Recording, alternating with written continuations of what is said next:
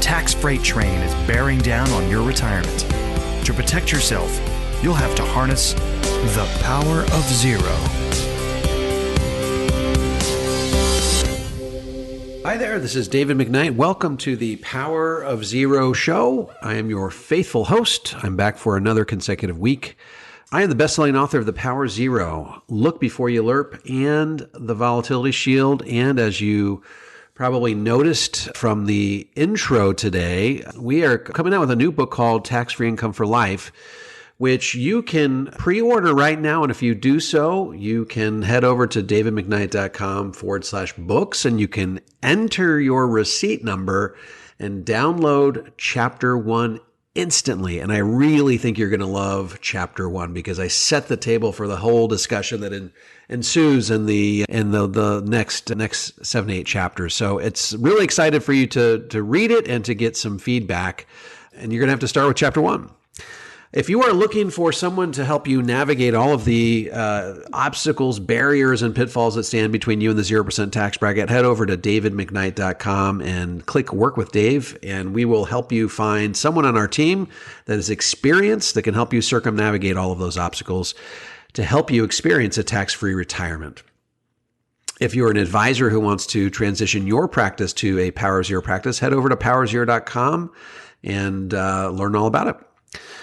So today we are going to talk about a question that I am oft posed, and it's simply this. Can a person be too old to implement a life insurance retirement plan or LIRP? And as with many questions that I get, the answer to this one is simply going to be it depends.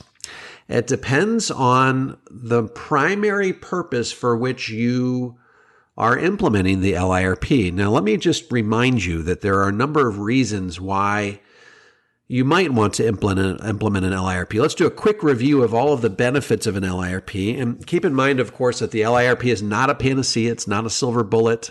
We almost always recommend it in concert with at least 4, 5, in some cases 6 other streams of tax-free income. But that said, let's review what are the primary benefits of an LIRP. Number one is the money within the cash accumulation account with the LIRP grows safely and productively. You're not going to be hitting home runs with this. I mean, unless you have what we call a variable universal life where you pass your premiums through the life insurance company into what we call sub-accounts where they basically get allocated to stocks, or not stocks, but mutual funds, but they're called sub-accounts.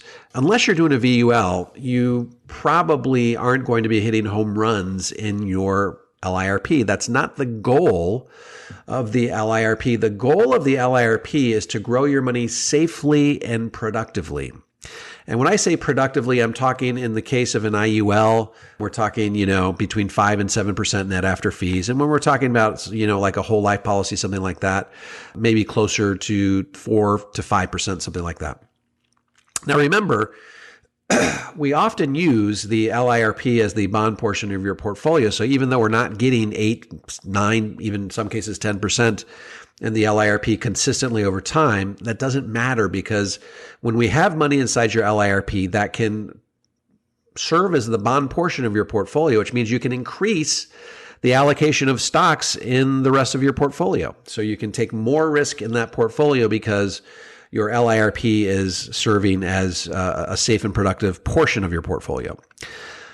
So it grows safely and productively. It also grows tax-free, meaning that should you take it out, if you take it out the right way, and we do that by way of a guaranteed 0% loan, or you, as I explain in my book, Look Before You LIRP, you can do a variable loan, which allows you to take advantage of some arbitrage so that eventually the insurance company is paying you to take the loan in a perfect scenario.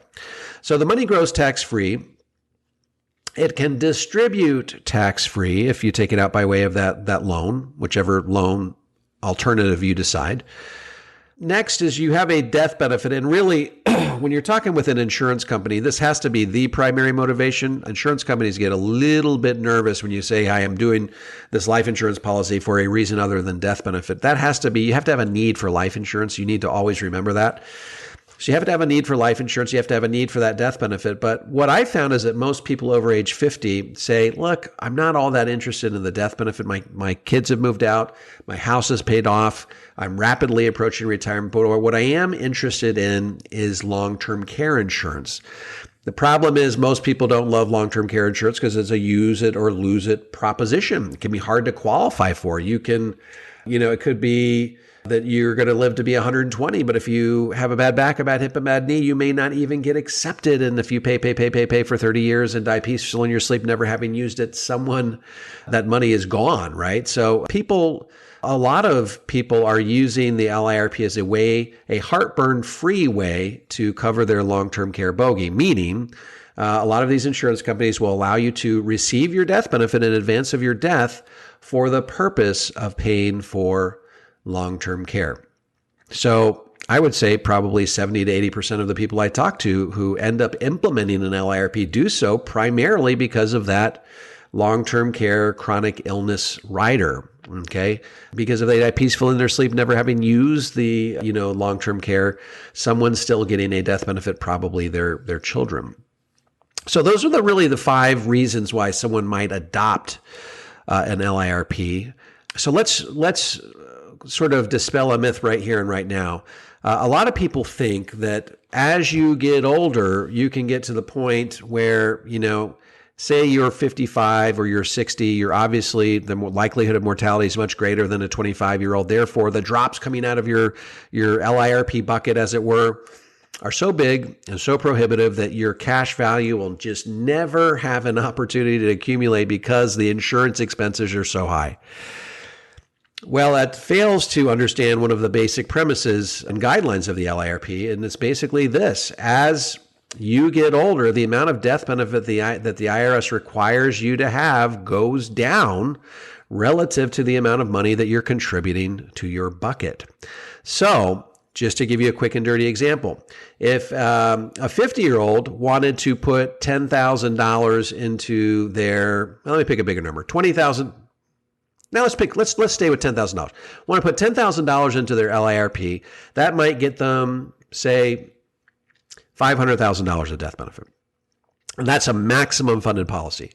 If a 60-year-old wanted to take that $10,000 and do a maximum funded policy, that might only get them, maybe $350,000 of death benefit. So as you get older, the amount of the death benefit that the IRS requires you to have goes down. So this whole notion that, hey, I'm over age 50 and the likelihood of me dying so great that the drops coming out of my bucket are so big as to be prohibitive. Well, here's what that fails to consider. No matter what age you are, okay, we want those drops to average out to be about between 1 and 1.5% of your bucket on average per year over the life of the program, which means that the older you are, yes, the likelihood of mortality is greater, but the amount of death benefit the IRS requires you to have is lower. So you can actually maintain those same ratios.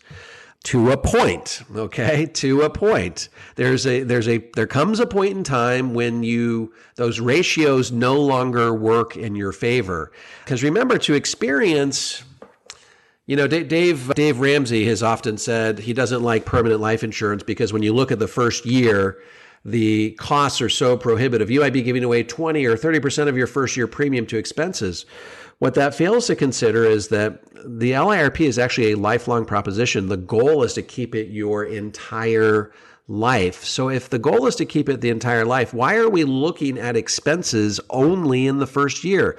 We should be looking at expenses over the life of the program. That's like saying, hey, I'm going to judge my mortgage based on how much interest I'm paying on the first year. If I pay, 90% of my money goes towards interest, then that's not a good deal because that's going to, in theory, stay that way throughout the entire mortgage. And we know that that's not the case. As time wears on, the amount that goes towards principal increases dramatically. And the same thing sort of holds true with the LIRP. As time wears on, the amount of money that's going toward expenses drops dramatically. And when you average those expenses out over the life of the program, you can actually get to the point where an LIRP is much more cost effective than even a 401k that you might have through work. So we can always sort of turn those, we can generally turn those ratios in our favor, but in order to get those expenses to be as low as the 1 to 1.5%, we need time. We need 25 to 30 years to be able to let this, percolate and let those expenses drop dramatically so that the average internal expenses are as low as 1 to 1.5%. Here's the problem. If you get too old by the time you implement the program, you don't have a long enough runway. You don't have enough time to allow those expenses to reduce over time. So when we go back to those 5 reasons why someone might have an LIRP, one of them can become problematic if you're too old. Let's go back over what they are. Number 1, money grows safely and productively. That's still true if you're, over age 65. It grows tax-free. That's true if you're over age 65. Number 3, it distributes tax-free. That's still true. But here's the rub. When you're over age 65 and you try to use this as a vehicle to accumulate money tax-free and then distribute it tax-free, you don't have enough time to let those expenses reduce over time. So it ends up just not being a great deal. You probably don't want to use the LIRP as a distribution tool, as a tax-free distribution tool, if you start it later than 65.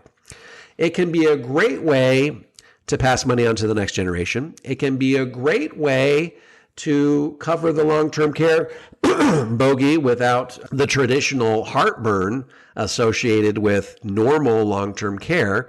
You still have a death benefit that can cover your Social Security should you die prematurely, replace a pension should you die prematurely. So the death benefit can still play a role. The long-term care portion can still play a role. The money internal is still growing safely and productively. But you probably don't want to use an LIRP after age 65 if your primary motivation is accumulating money tax-free and then distributing money tax-free. So I think it's a question of tempering expectations and making sure that you understand exactly what you are achieving. So we have people all the time that say, hey, look, I've got plenty of money to meet my lifestyle needs. I would like a heartburn-free way to cover my long-term care bogey without the traditional angst that people typically have in a use it or lose it proposition. So they'll utilize the LIRP for those purposes. Pay for long-term care while they're alive, should they die peacefully in their sleep 30 years from now or 20 years from now in case of the older person. Never having needed long-term care, then their kids still get a death benefit. That's a very attractive approach because there's not the risk associated with paying for a long-term care premium that disappears and you never get it back should you die never having needed it. So in summary, this will be not a super long podcast today, but in summary, there's a lot of different reasons why people might want to implement an LIRP. One of those reasons becomes less attractive when you reach age 65. In other words, when you start the LIRP after age 65, it doesn't become a great tool for accumulating cash and then distributing that cash on a tax-free basis. However, if you're 65 or over and you want to use it as a way to pass money on to the next generation tax-free, if you want to use it as a way to have a heartburn-free way of covering your long-term care risk in your retirement plan, which is a substantial risk. Remember, should you not die but need long-term care, all of the money that was earmarked for your spouse's retirement now gets earmarked for the long-term care facility. She gets to keep one house, one car, minimum monthly maintenance needs allowance of about $2,500 a month, about $128,000 of cash, and that's it. So what was turning into a perfectly rosy retirement turns into bare bones, eke out a living lifestyle in retirement. So the LIRP can be a great way to cover that risk without the traditional heartburn of a use it or lose it long-term care policy. So still has a lot of good attributes if you start it after age 65, but this whole idea of building money up so that you can distribute it 10 or 15 years down the road when you're 80 or older, it's just not as an attractive a possibility. I think that younger than 65, the numbers work out pretty well, but you start getting 65 and older, something switches in that illustration. It just doesn't look as good. It doesn't have the same appeal. So that's the show for today. Again, if you want to follow me on Twitter, it's at McKnight & Co. At McKnight & Co. As always, I would love a review of any of my books on Amazon. That really does make a difference. And as always, subscribe. We'll talk to you next week.